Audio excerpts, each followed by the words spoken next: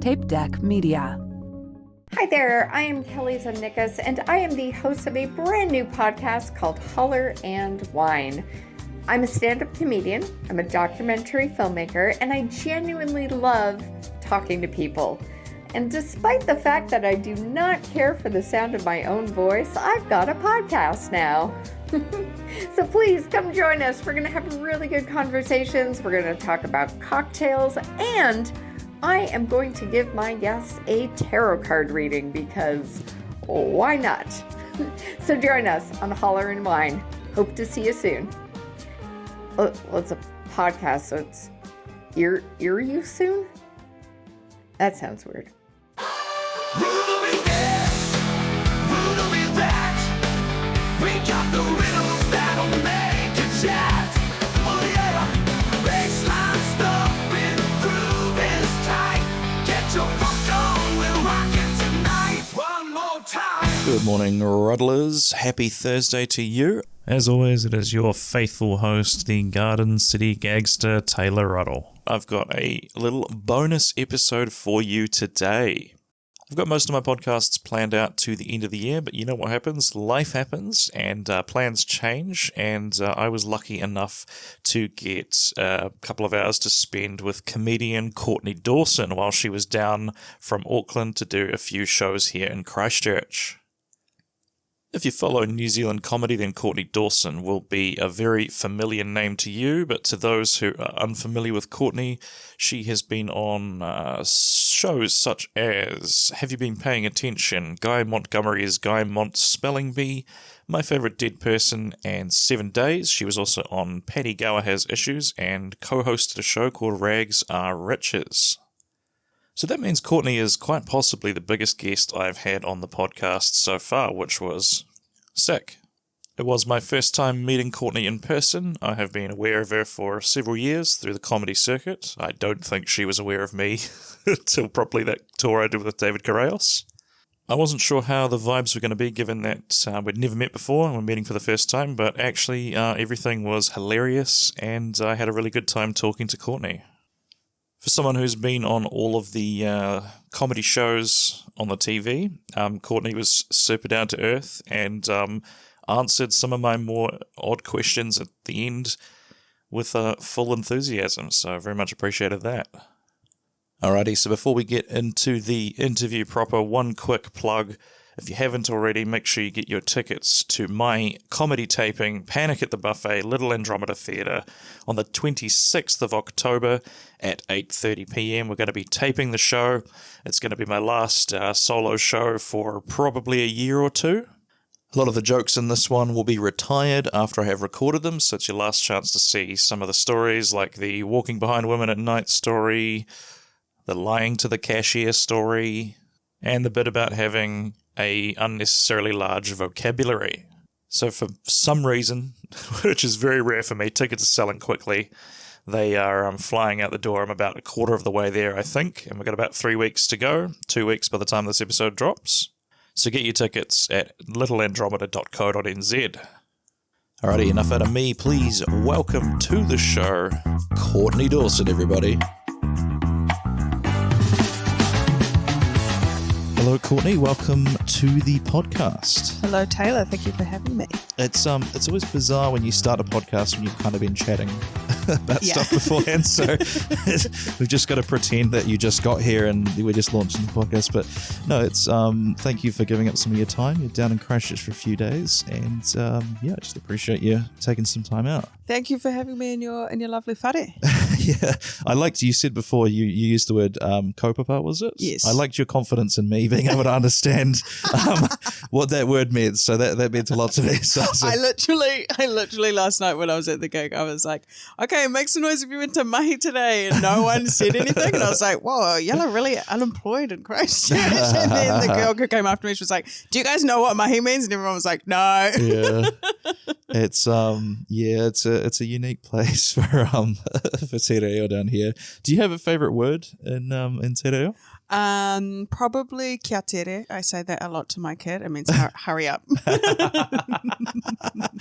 It's so bizarre because down here in the education system, they teach you a little bit of it until you're like maybe in primary school, and then they're kind of like, well, that's all you need to know. So like, you know, you're on your own, kid, kind of thing. Yeah. Like I know some of the colours and how to count.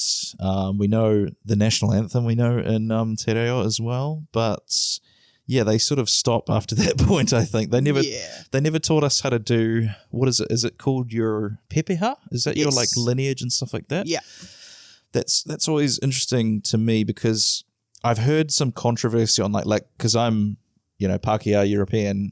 I don't really have a mountain. Do you know what I mean? Like it's not. I don't have a mountain. That's my. Actually, we have some international listeners. What is the Pepeha? Would you mind explaining that? So Pepeha, like when you introduce yourself, like when you in Te Ao Māori, like when you introduce yourself, you're not just standing there as you.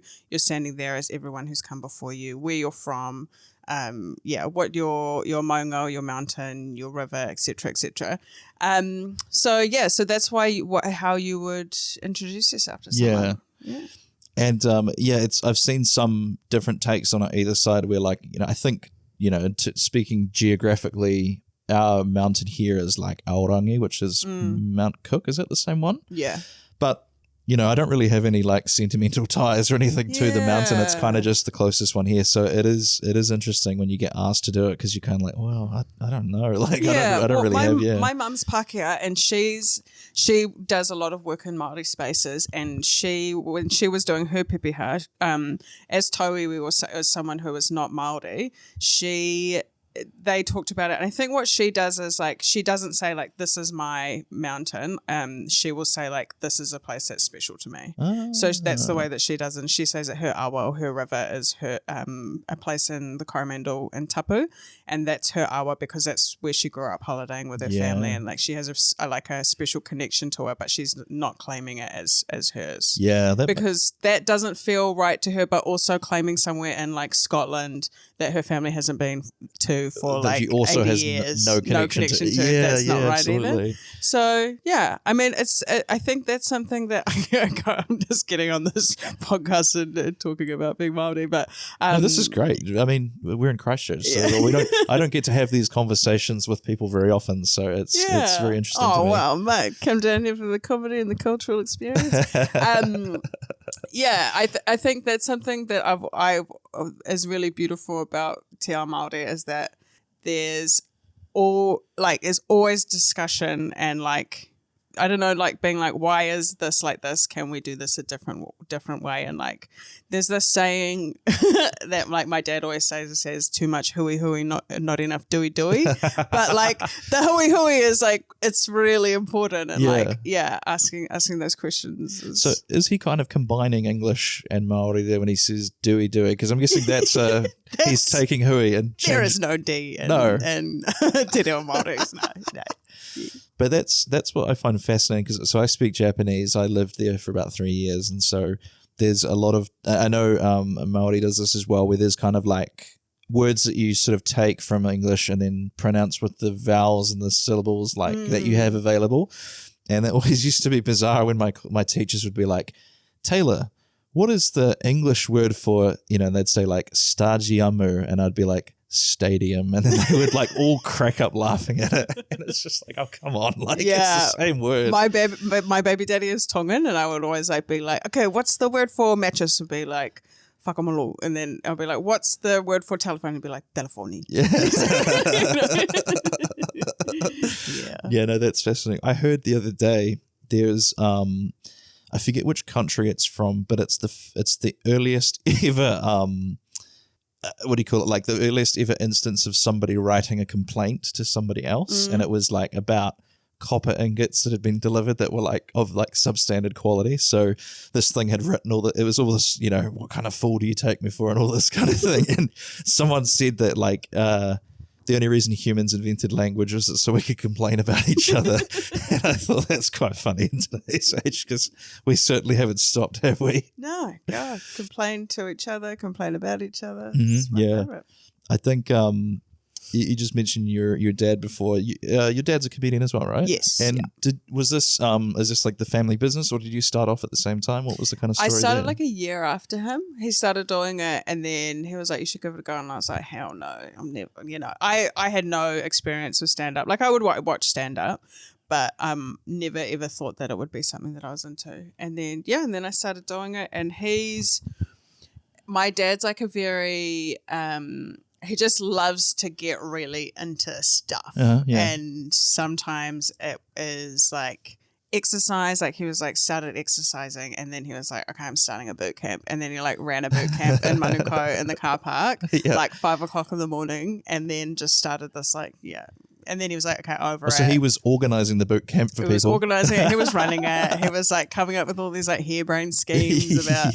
And it was awesome. And he built this whole community around it. And then he was over there. And then the way that he got started, and I've definitely told this story before, but the way that he got started in stand up was that he was like, there was like a competition at his work for who could walk the most steps. And so he was like, I'm gonna walk 1 million steps a month. So we live in Manurewa, and he worked in the city, and so he was getting up at 3 o'clock in the morning and walking into the city to get to work by 8 o'clock. And he got it. He got 1 million steps. Wow. And then he was like, okay, I'm done with that. Next challenge, I'm going to do stand up. So your dad was doing like Mr. Beast challenges before Mr. Beast was around then. What is Mr. Beast? He's pretty much the biggest YouTuber at the moment, and he'll do these ridiculous. He's almost, you know how like David Copperfield used to do like. I'm going to make this plane disappear. Sorry. I'm going to make this plane disappear. No, he would do like I'm going to sit in like ice blocks for 3 days and put his body to through this just horrific like endurance challenges. And Mr. Beast would do that. Like his video that popped him off big was like he was just counting to, I think it was like 1 million or something. You know, it was some astronomical amount, and it's like a 12-hour long video of him just sitting in like a computer chair, and he's kind of spinning around in it sometimes, and he's just counting every number out loud to 1 million. And like that was kind of his that got people paying attention to him. And now he'll do these things where it's like, he buried himself in a coffin for like a week or something. And he just does these like, it would be that kind of thing. Like, I want to get 1 million steps in, so I'm going to wake up at 3 a.m. to walk to work and that kind of thing. That's what my dad's like, except that he does not record it, and he doesn't give a shit if anyone else cares about it. Well, there you go, exactly. Just for himself. He's like the OG, Mr. Beast. So and like then I started doing stand up.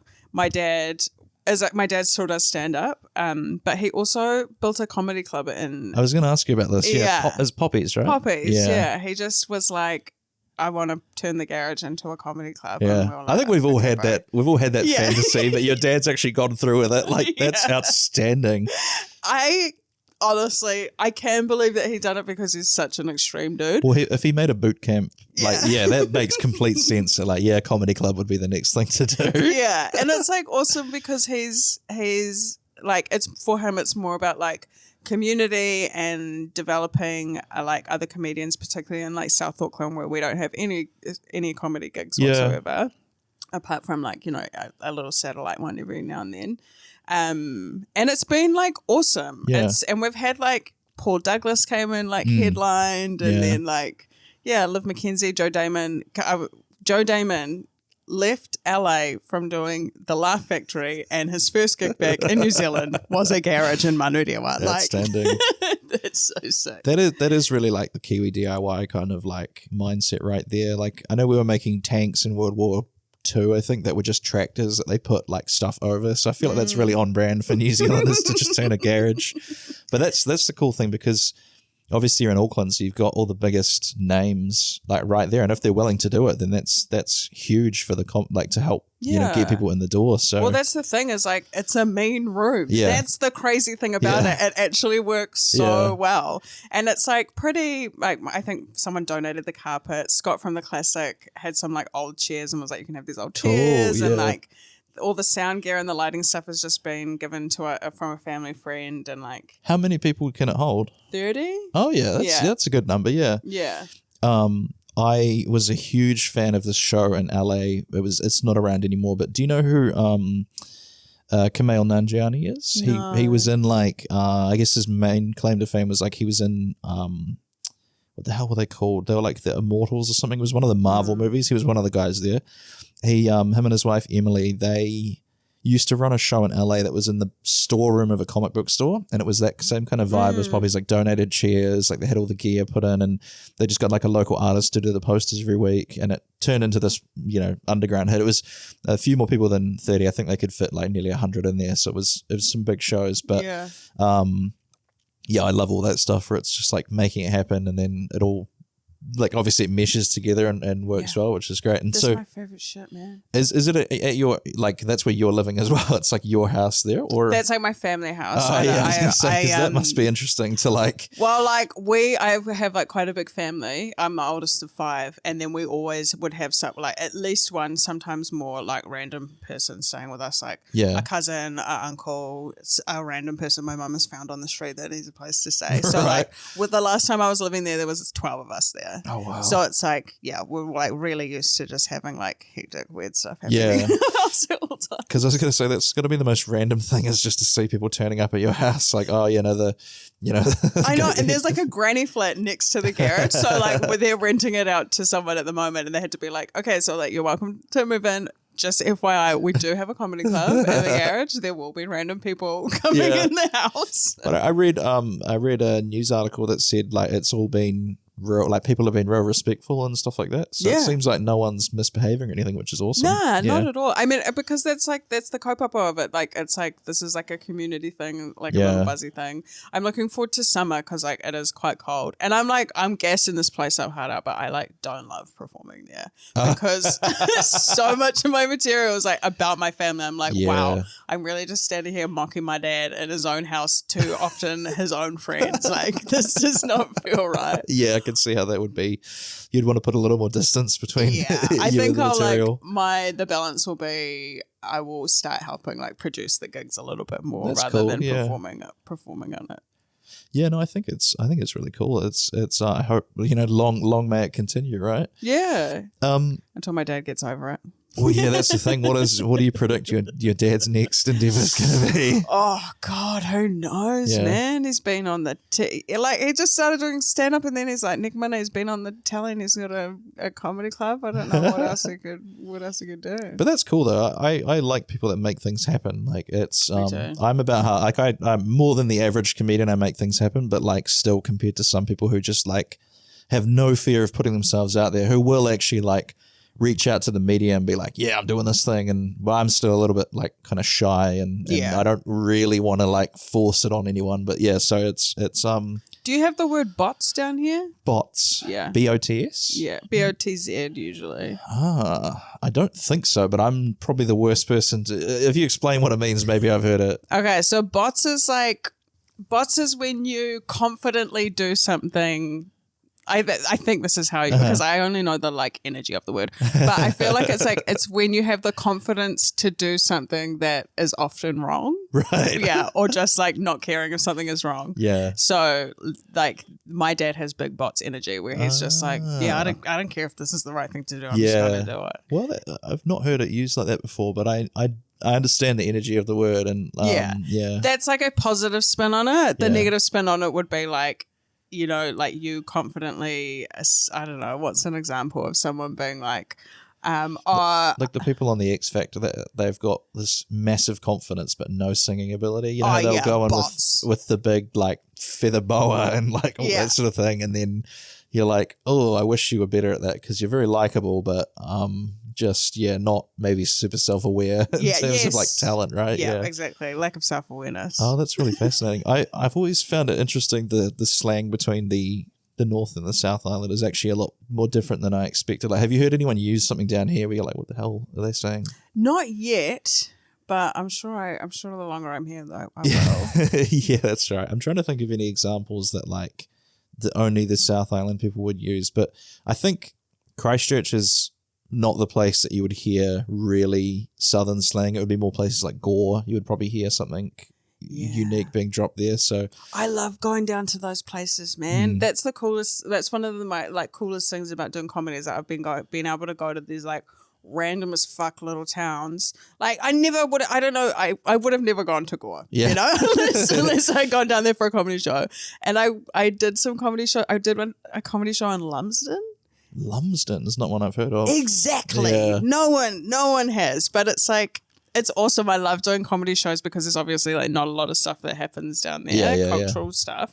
So it's like everyone's just like real mad stoked for you to be there and like such good energy. Yeah. And yeah. I love when you get to encounter these like kind of not historic's the wrong word, but like you'll get to play like the little villages like town hall or something, and you can just that there's like a lot of kind of history to the place because it's the only one of its kind in that little area. Yeah. Like there are certain places that like that you experience them in rural New Zealand. They'll be like it'll be like a cafe in the daytime, but then you can also like send your post there, and then also like they'll have some real random, like he can also shoe your horse's feet or something like that. And it's just like these random like eclectic collection of services you can get from the one place. And then also like they'll put on like a poetry night or a comedy night or something. And there was one place we did, and it was in Hawke's Bay.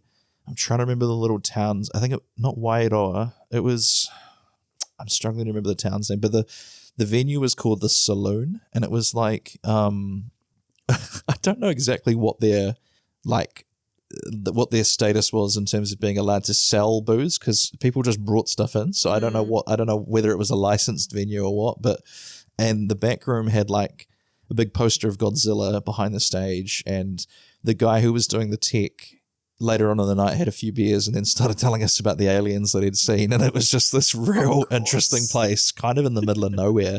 And like most people that were there, they all worked at like the freezing works or the meat packing place, and like they all kind of knew each other from there. So they'd be like, you'd be getting heckled by one person, and another person would be telling them to be quiet, and it was just like, it was so hectic, but it was so much fun. I badly want to go back there someday, but travel is expensive, so I haven't quite managed to figure out how to put that one together yet. I know. I'd love to do like a small towns tour. Yeah, 100%. Probably not by myself, but with a few other comedians. That would be sick. Well, I think what David and I did was a good start of that kind of tour. And then weirdly enough, do you remember the TV show Sensing Murder? Yes. Like, are we similar age? I'm 32. Are you around I'm that? 35. Oh, okay. Yeah. So we're kind of the same generation.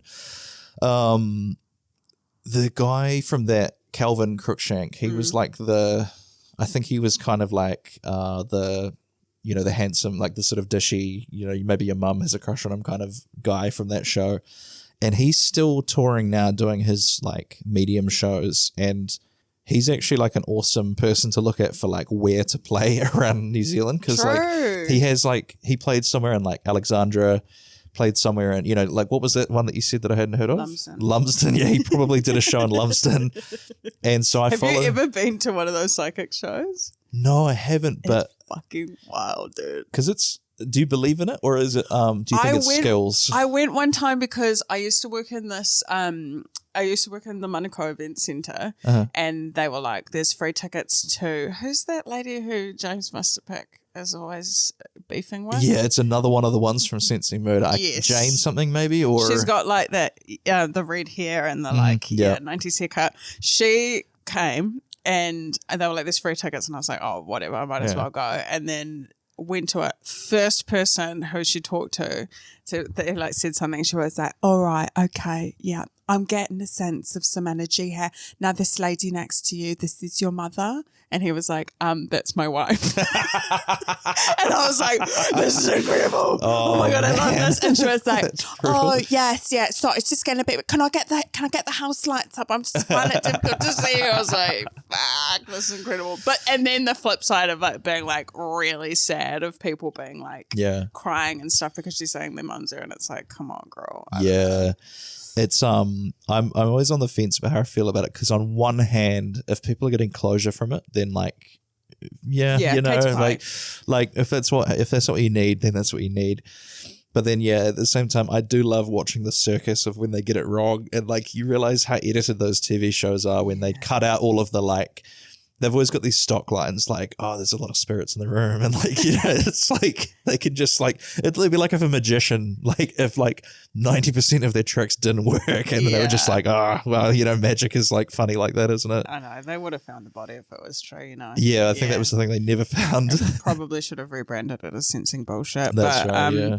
I don't know. But then also, I definitely have had experiences that I like cannot explain. Really? Dum, dum, dum. Oh, Yeah. Well, I have, I do ghost episodes of this podcast. Did you want to share one with us? Hell yeah. I love ghost stories. Yeah. If you want to share yours on the show now? Yes. Okay. So which one should I tell? Okay. My son is like, when he's not so much anymore, but when he was little, like, okay, I also want to say, like, I'm not like the absolute authority on Te Ao Māori whatsoever by any stretch of the imagination. So if I say something wrong, sorry. But we call like people who can like, like hear and see spirits. Yeah. It's like, we call it matikite. Uh-huh. And I think like, I don't know if my son was matikite, but there was a couple of things where I was like, It might be kind of thing. Yeah. When he was little, we were house sitting my ex-boyfriend's parents' house, and it was this house. It was like the oldest house in their like area. It was like more than 100 years old. It used to be like a doctor's office. Yeah. I didn't know anything about this before this happened. Yeah. But we were house sitting. My ex-boyfriend was at work. Me and my son were having like a cheeky little day off work/kindy. Hell yeah. And we're just like lying in the room. And the way the house was set up was like, it was like a long hallway, and my boyfriend's house room was at the end, and then his brother's house was like to the right down the hallway.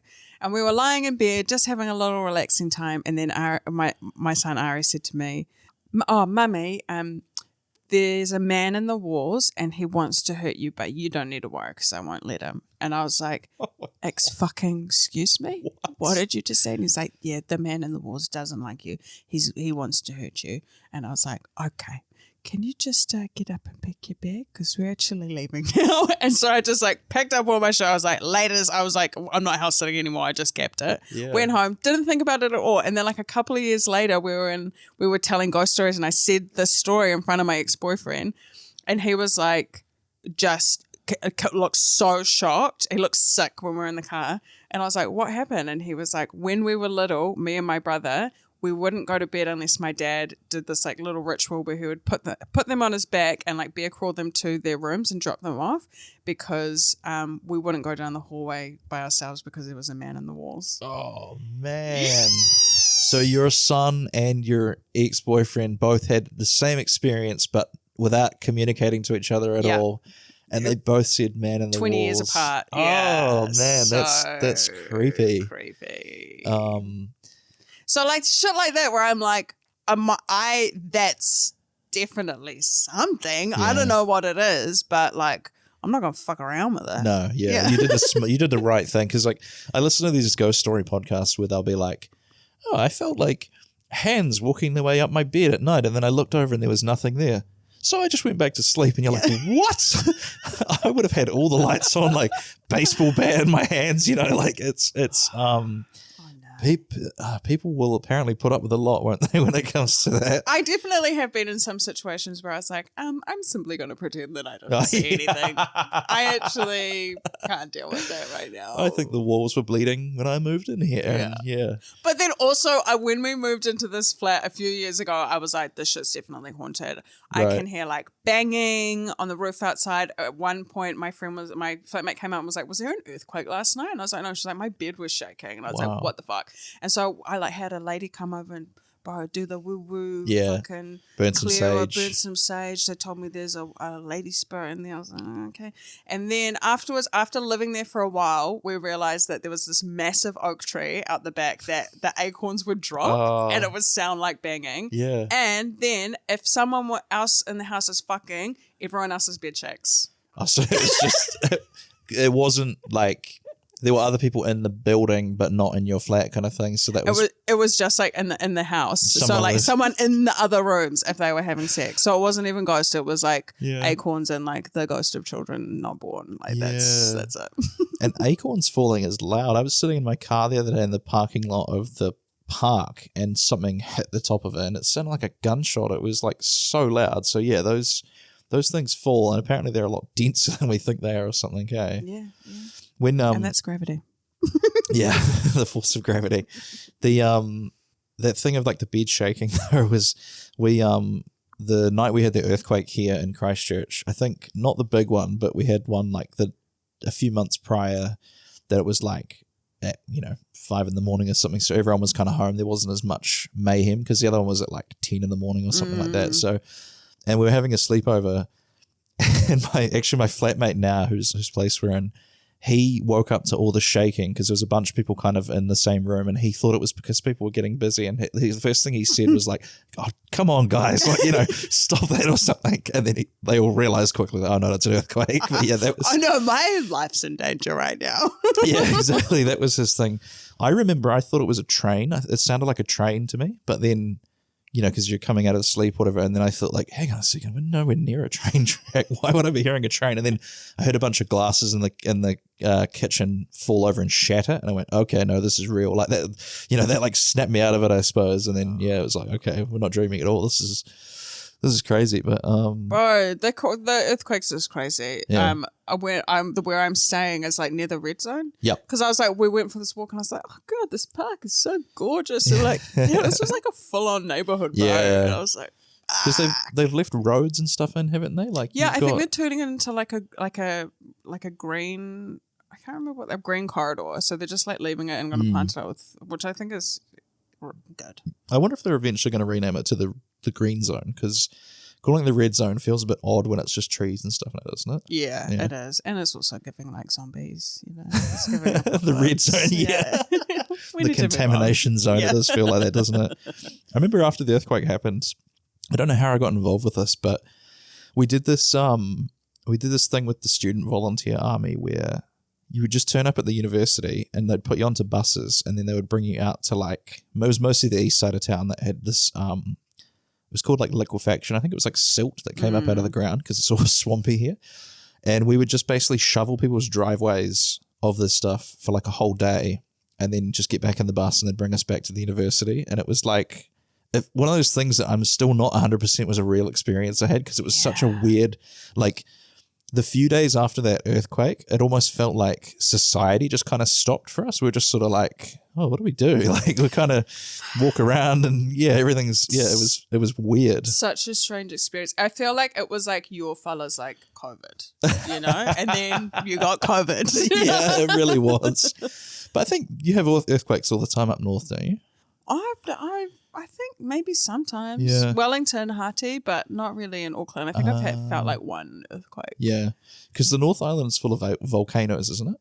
Yeah, well, that's the thing. It's like we don't have that much earthquake, but like when it comes, like that's not we're a good, goners. Yeah, it's we're not done. a good thing. I had this like mate who came over from America, and his friend who's a geologist was like, I actually cannot believe you are going to Auckland. Like that place is about to blow. Oh, they reckon there's like all it's going to take is one kind of tap of the powder keg and it'll go. Yeah, and good job, because all those maunga that we have around Auckland, they've all like heaps of them have been hard out, like either completely demolished and used, for whatever, or like partly. And so, good job. Waste us. Build the maunga back up. Yep, get rid of us. It's like our own Pompeii, right? It's hopefully not. So I thought one thing that'd be cool is we could do a couple of your opinions on the Reddit called Am I the Arsehole? And I think you said you were fine with doing that. So I'll read the first one to you because you were just talking about being a parent before. So this might, you might have some good insight on this. So this one here says the person's 26 and their sister is 36 with a 13-year-old son called Tyler.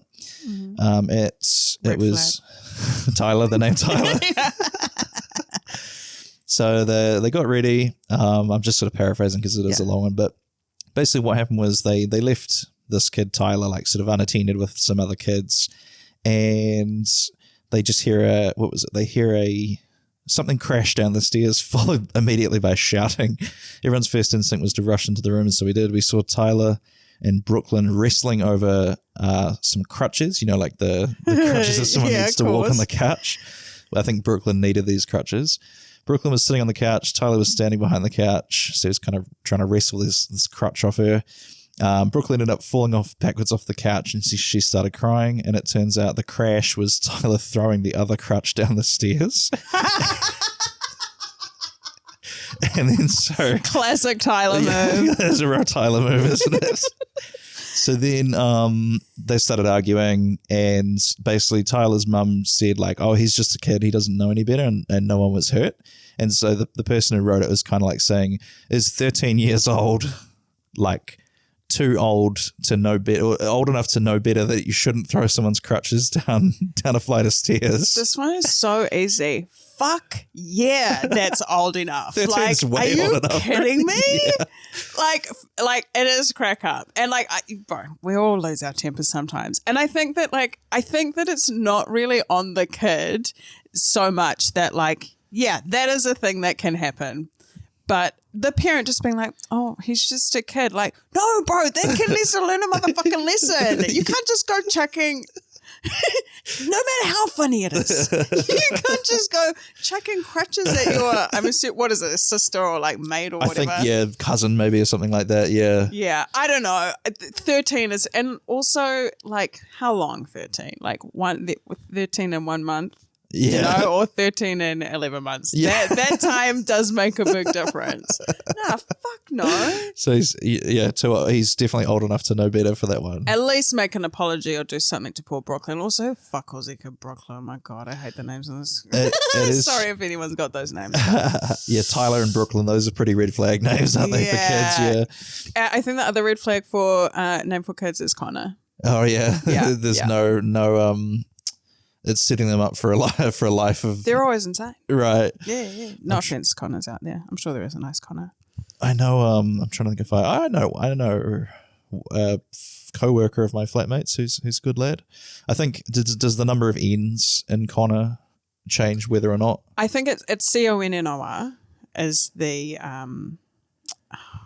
is the problematic one. The problematic one. Okay. Yeah. And also, like, I'm sure, adult Connor's fine, but like, read the school reports. Oh, there's a lot of issues there. Yeah, absolutely. So then the other one I had, which is a lot shorter. So it says, okay, this is an interesting one. So it says, I need an outside opinion on this. This has been an ongoing issue that I've talked to her, referring to his wife, multiple times about. So it says, my wife makes less money than me and is the type of people who prefers to make their own gifts for people. The issue is she'll do this even if the person doesn't want it. I will use myself as an example. For the past few years, she's made every single gift I've been given. That sounds fine so far, right? Like it's nothing. Every single gift. Yeah. Everyone. Every single one. So it says, no matter what I ask for, I get a homemade gift. Doesn't matter if it's cheap or not. Last Christmas, I asked for a few things. That's not correct there, but he asked for a few things and got a homemade scarf. I always get her what she wants. I've talked to her about this multiple times. My birthday was yesterday and I asked her to give me a book. It was only $25 and I sent her the link. I opened the gift and she made some homemade bookmarks. It wasn't even the type of bookmarks I like. They were made from fabric and I like the wooden ones. I must have made a face because she asked what was wrong. I told her I didn't want these. I made it so clear what I actually wanted, and I have talked to her so many times. I handed them back to her and went out to buy the book. We had a big fight when I got back, and she claims I'm being ungrateful and a jerk. So what is your feelings on that one there? Oh, okay. Making a gift for someone can be really nice. Yeah.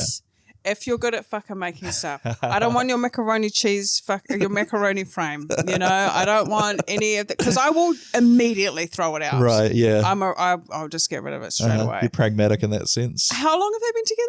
It doesn't say, but I'm guessing 3 or 4 years. Yeah, they feel like a recent couple. Yes.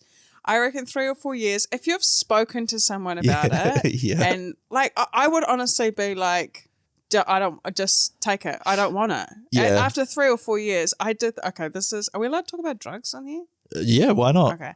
I was at this dinner with this girl who I don't like. And she knows that I don't like her, but she's always trying to win my affection. Oh. But she had some things that I wanted to have some of. Okay, yeah. So I just said to my other mate, I said, we'll call her Anna. I was like, can you ask Anna if I can have some of her bag? And she was like, oh, yeah. And she was like, can we have some of your bag in it? And she was like, okay, but first of all, you have to both tell me what you love about me. And I said, Man. and so I just looked at her and I said, don't worry about it. Oh. I don't want it. Yeah. I am so petty when it comes to that shit. I'll throw it straight in the bin. Okay, maybe. Okay, this is what I think he's already talked to her about it. She's completely disregarded his feelings, which I think is actually indicative of something else. You know, she's obviously not listening. I think the perfect way to make someone a gift is like, make a card, you know, because that's like you can get creative and jazzy, but it's also can be thrown in the fire when need be. You know? I would rather receive a handmade card and no gift than something shitty that I then have to dispose of. Yeah, that's always tough when people get you a gift and you think like, oh, where am I going to keep this? Because you sort of, I think, you certain people, you know, it would upset them if they found out that you immediately chucked it in the garbage. But at the same time, you're like, I hadn't prepared for this to now be a thing that I'm responsible for, and you kind of have to like sort of find somewhere that's like out of the way, but not really, you know, like not completely hidden, because then they might be upset if they're like, oh, where's that thing? Like, I know someone who got given a family member sent him like a kitchen, you know, like one of those kitchen gadgets, like not this, but like a soup maker, that kind of thing. And he hasn't taken it out of the box yet, but he continually gets questions like, how's it going? You know, how's the soup maker going or whatever? And he's like, I can only sort of fend this off for so long before he has to say like, well, I haven't used it yet, like, you know. Yeah. But a soup maker. I don't know if it was a soup maker, but it was something of that, some kitchen gadget that he didn't ask for, but now is just because think about how precious real estate in your kitchen is. Like that air fryer there was I really had to think about where we were going to keep it. Yeah. I want an air fryer so bad. My brother gave me an air fryer and literally I just saw it. I was like, there's nowhere to put that. And I was like, thank you so much. And I immediately gave it to my friend. And I regret it so bad because they're so mean. But like I live like in a small apartment. I just don't have the space. You just need. It's just fucking wasteful. You know when you see on Facebook when they're like 10-minute crafts and it's like they spend 10 minutes making the most useless, hideous piece of quote unquote art you've ever seen. And it's like, that would infuriate me if someone did that to me. Absolutely. Nah. Okay, well that's two. Am I the arsehole? I've now got some other kind of interesting questions. I feel like I came out the arsehole of that, just like absolutely bagging on Connor's. Connor's done nothing, you know. Done nothing to you. Connor's and Taylor's. Well, you know, you might have generational trauma from. Yeah, and I am also a child of the 90s, and I was literally named after Courtney Cox. So yeah, I've got nothing. Okay, so what are some good questions? Do you have a motto? Do I have a motto like that I live by? Yeah, not maybe not consciously, but do you have anything that sticks in your mind or anything like that? My motto for living, just relax. What was that? Sorry, I don't know if I caught that one completely. Relax. It means just relax. Ah, yeah. Cool. Usually you would say relax if someone's like being aggro, would be like, whoa, relax. But like I'm like a very chill, lazy person. And so I reckon half your problems can be fixed if you just relax. Yeah, that's great. Well, there was an MMA fighter used to write R's on the back of his hands. And for years people were like, what does this mean? Does it mean like rage or whatever? But they meant relax because it was telling him so, because you know you're looking at the back of your hands when you're fighting, so he'd remind himself like, okay, breathe, like don't go hard and get gassed and then get submitted or whatever. So yeah, I think that's a great one. Yeah, I think that's great too. I'm basically an MMA fighter. Really, exactly. Relagios. And do you want to tell the story about you hindering that robbery at your job on here, or are you sick of talking about that by now? No, it's like I went back to retail because I spent all my money that I made last year. So much money, most amount of money I've ever made in my life. Spent it all, and so I went back to my retail job. And have you ever worked in retail? I've been in hospitality, which is close, but never actually selling Brothers. stuff. Yeah, we're neighbours. Neighbours. Yeah. That's a good way to put it.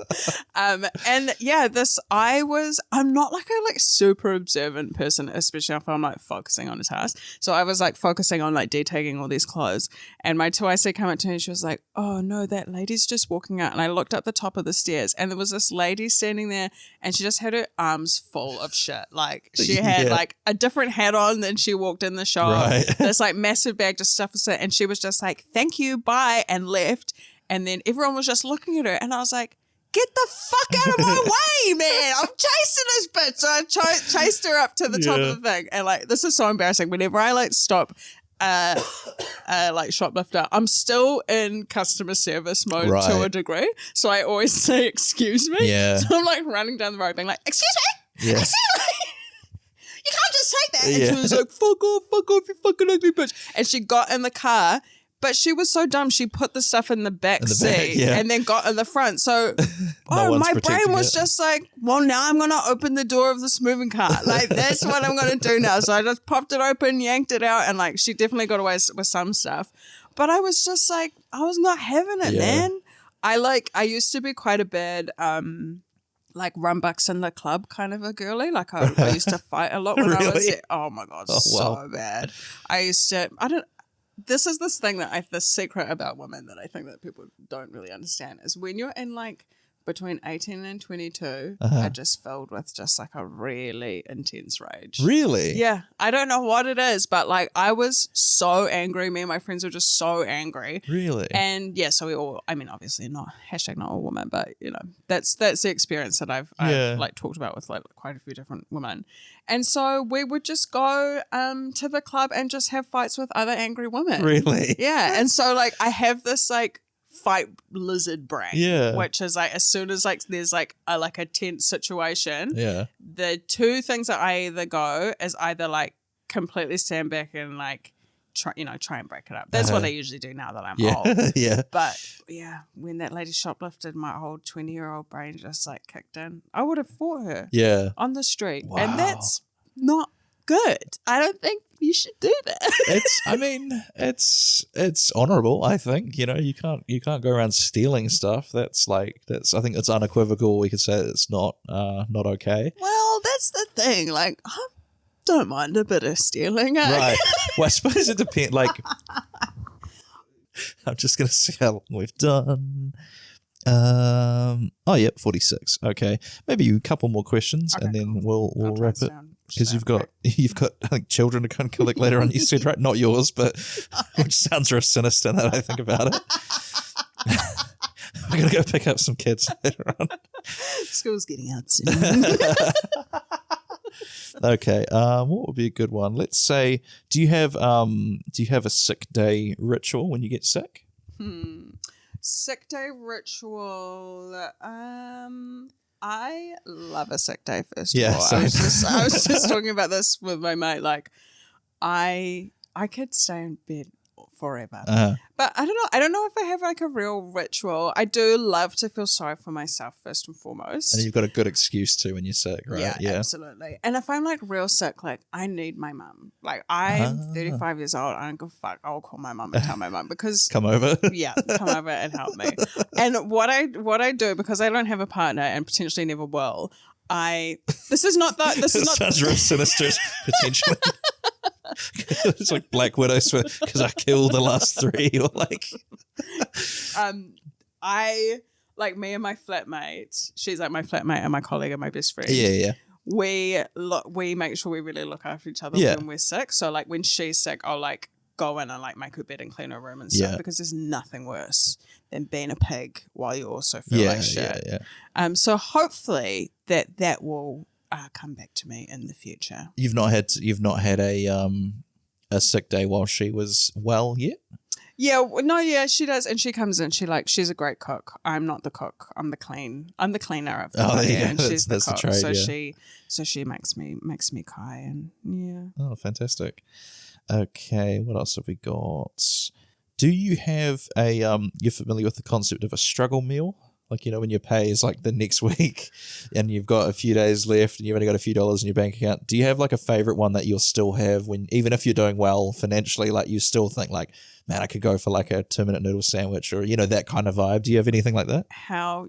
I like to think that I have like a fairly sophisticated palate. Like there's not a lot of food that I won't eat. Yeah. Like, I'm not like, I can't eat bacon or whatever. Like I love every food. Yeah. I can.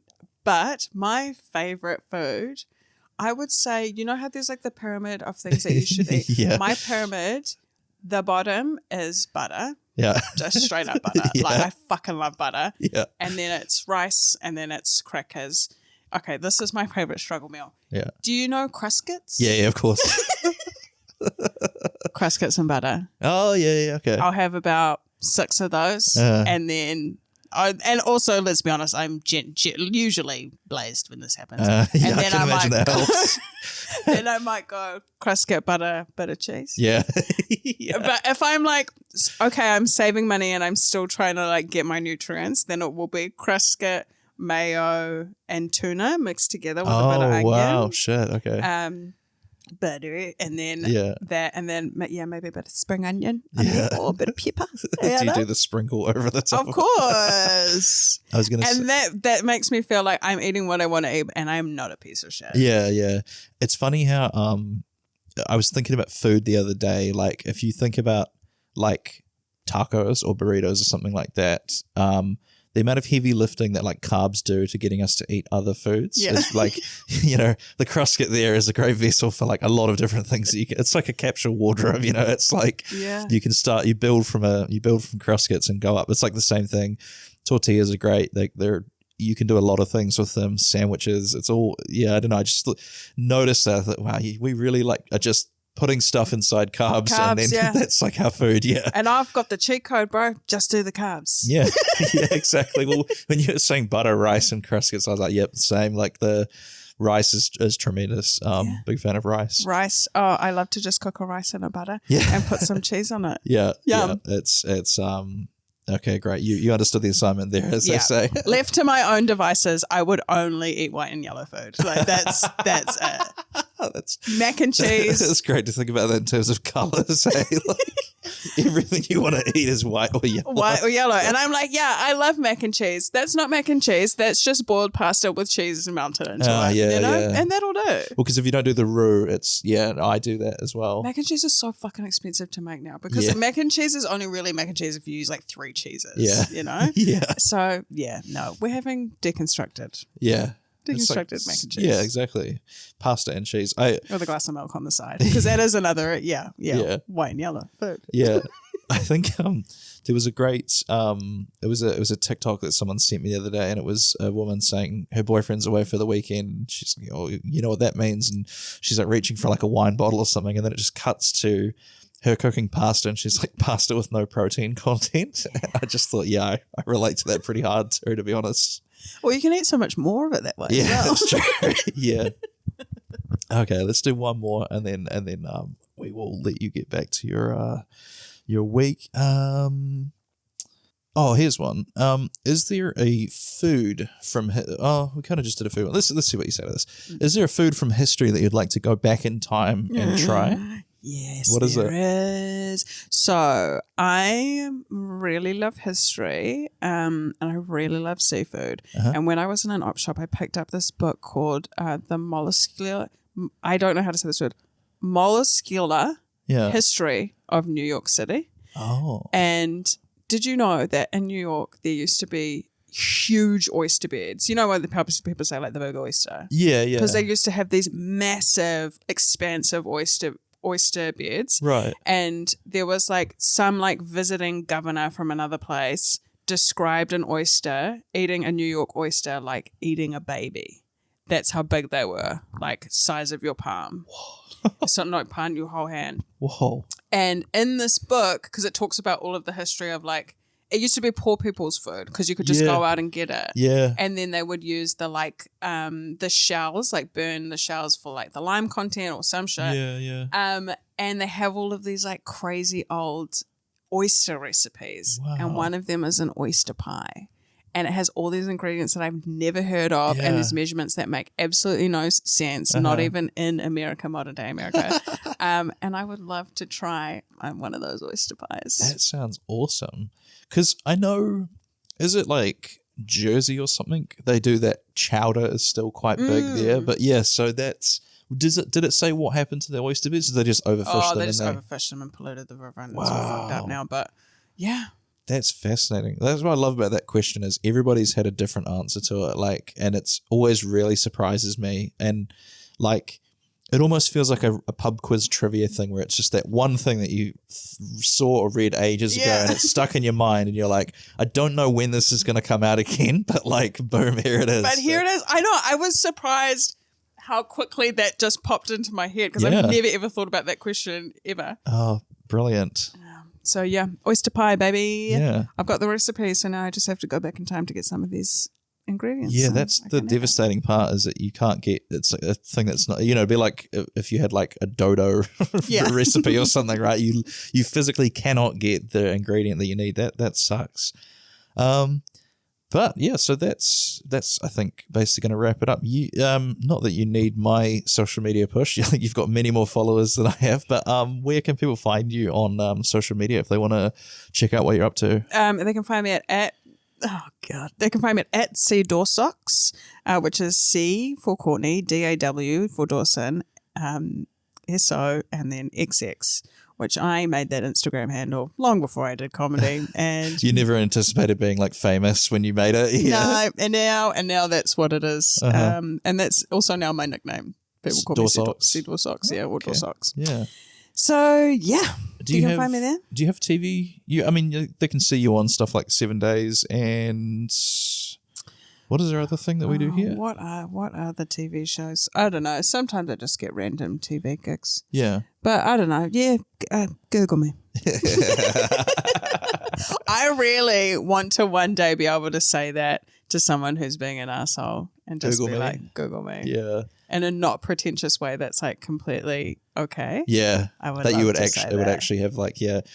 I know I saw a screenshot of I think it was like Mia Khalifa or something, and her bio was just, you know who I am. Okay, yeah, that's a flex right there, isn't it? It is, man. I love Mia Khalifa. Go off, girl. I saw her on a fucking sports show. I was like, yeah, man. She's pivoted to that, hasn't she? Yeah. Oh yeah. Oh, wonderful. Well, thank you for joining me. It's been a ton of laughs, and just thanks for giving up your time. I know you said you'd been having a bunch of stress or something lately, so I wasn't sure if I was going to be adding to that. But oh no, I'm just always stressed. You said once you left Auckland, it went away. Literally, fuck that place. I want to move to Christchurch. I love Christchurch. Well, you're more than welcome to teach us some new slang words. Yeah, I'll come down and teach some slang. Help us with our Pepeha. Yeah. Okay. Thanks, Taylor. Thank you, Courtney. Thank you for listening to Ruddle Me This. Don't forget to hit subscribe and leave me a review on your favorite podcast platform. You can find me on social media at Taylor Ruddle Comedy on all the major platforms. You can also join patreon.com/Taylor Ruddle Comedy for free, which gets you access to all sorts of extras and behind the scenes content, as well as allows you to communicate directly with me and let me know what you think of the show. Tune in again next Monday for another episode of Ruddle Me This, and until then, ruddle her out.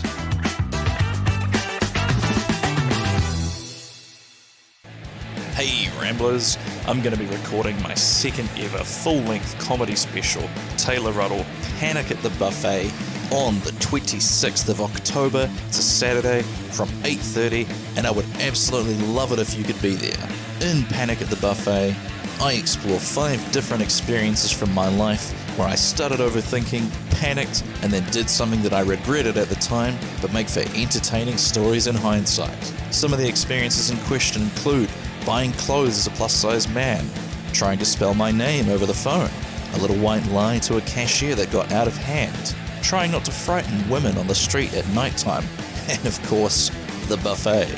It all culminates at the end when I have the chance to step up and be a hero, having finally got a handle on my awkwardness. Or have I? Come along and find out what happened. The reviewer Bad Apple described this show as a fantastic investigation into the effects of anti-intellectualism in New Zealand. of self-realization and the true dangers of small-town Foursquare check-ins.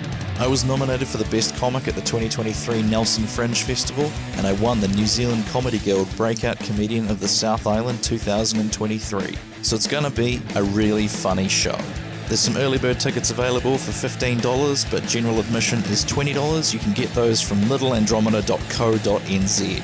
This one is going to be my last full-hour show for a couple of years, as I want to spend the time following this, building up the podcast and other kind of online content. So if you've been meaning to come out and see me at a comedy show, you just haven't got around to it yet, this is pretty much your last chance to see me doing an hour for a couple of years. So I highly recommend you come out and have a giggle with me. Ticketing link is also in the show notes. Thank you, and back to the show. This has been a Tape Deck Media production. Thank you for listening. Hey Ruddlers, I joined a group of podcasters that we are calling the Trailer Alliance, a group of podcasters that share each other's trailers at the end of the episodes and generally support each other. So at the end of each episode for the next few weeks, I'm going to be playing a trailer of one of the members of the Trailer Alliance. And here's one of them now. I hope you like it. Top of the day, everyone. I'm Nisha. And I'm Buddha Badass. And we're the hosts of Hot Garbage True Crime Edition. Do you guys like true crime? I really don't. I feel like you force me on this show every freaking time I come here. Do you guys enjoy listening to victims and murderers and grotesque stuff? People that are sick in the freaking head, that's who likes it. That's who likes it. Well, if you like that kind of stuff, then you should totally check us out. I mean, every single Thursday, we drop the most hottest cases, and we have fun while doing it. You drop the most hottest cases? You drop murder and death. Kill. How many people can actually say that they have fun while listening to a true crime podcast? And I feel like that's what we do here. So you're just not going to listen to me now? I'm just going to say this and you're not going to listen to me? And you know what? Our listeners are not just our listeners, but they're our friends and our trash pandas. We love you guys. They're a lot, and I will agree to that part, but I'm still just mad at you for just not talking to me. They're paying you this well to say all this. So check out Hot Garbage on Spotify, Apple Podcasts, anywhere that you listen to podcasts. Check us out every single Thursday. A new episode drops. I officially hate this commercial. On some real.